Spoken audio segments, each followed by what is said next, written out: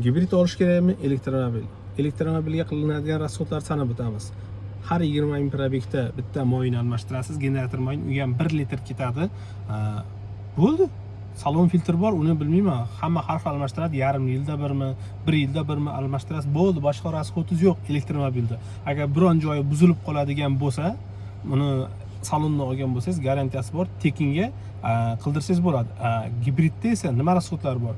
Gibridda odatdagidek o'sha generator moyini almashtirasiz, undan tashqari motor moyini almashtirasiz, salon filtr almashtirasiz, undan воздушный filtr almashtirasiz. Keyin motor moyini keyin hozirgi mashinalarimizga o'xshab 8 ming, 10 mingda emas, ertaroq almashtirasiz. Ya'ni 4 ming, 5 mingda, ba'zilarda 3 mingda ham almashtirishingizga to'g'ri keladi.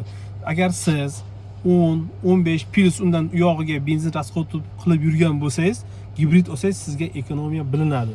Agar siz metanda yurgan bo'lsangiz va sraz gibridga o'tadigan bo'lsangiz, ozgina qiynab qo'yadi. Undan ko'ra tinchgina elektromobil oling. Uzoqqa yuraman, to'xtamay yuraman deb haligi nima deydi, o'ylanmang.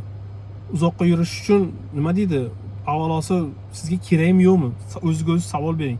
Shahar ichida yuradigan bo'lsangiz, sizga mana shunda yetadi elektromobil zaryadi. Uzoqqa yurgan taqdiringizda ham hozir O'zbekiston bo'ylab hamma yoqda zaryadchilar bemalol. Shaxsan o'zim men yurib ko'rdim. Shuning uchun o'ylab qaror qabul qilishni so'rayman. Buni elektromobil olaman deb, gibrid yoki elektr deb o'ylanib yurgan tanishlarga jo'natib qo'yinglar.